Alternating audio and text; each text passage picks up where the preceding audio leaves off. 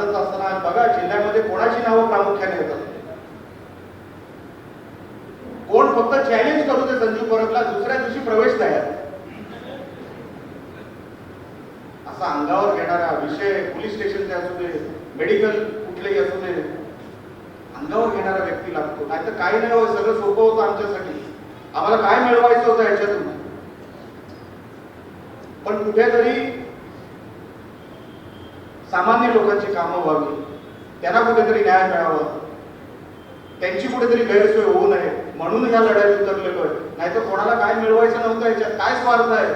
आम्ही एकाच सत्तेमध्ये बसलेलो आहोत. पुढे जाऊन 3 तारखेला एकामेकांच्या घरात आम्ही जाणार आहोत, आम्ही एकमेकांबरोबर जेवणार आहोत. मग कशासाठी ही लढाई होती? ही सर्वसामान्यांसाठी लढाई होती आणि ती सर्वसामान्यांसाठी लढाई आहे. म्हणून संजू परब, सन्मान्य दीपक केसरकर मैदानात आहे, लक्षात ठेवा.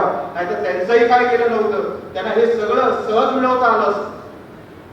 पण कोणतरी तुम्ही पकडायचा बाहेरचा, हा पैसेवाला, जो राज्यसभेची तिकीट बसून सगळं मागत आला, त्याला ऑफिस उघडायला लावलं, तो भिकेला लागला. लक्षात, असं कोणाबद्दल बोलू नये.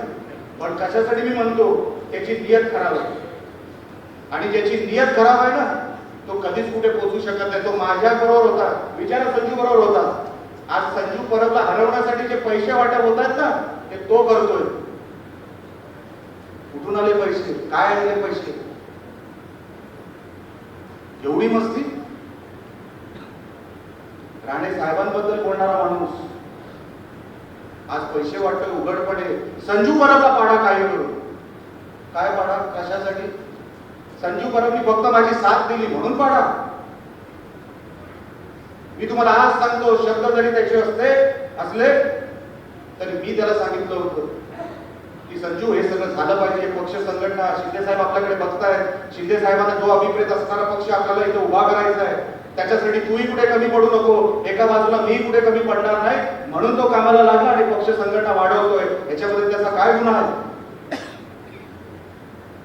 पैशाच्या जोरावर अरे तुम्ही एक निवडणूक जिंकाल.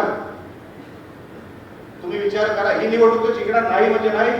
कविटकर मॅडम, तुम्ही नगराध्यक्ष बनणार म्हणजे म्हणणार. आम्ही जीवाचं रान करू, पण तुम्हाला नगराध्यक्ष बनवलं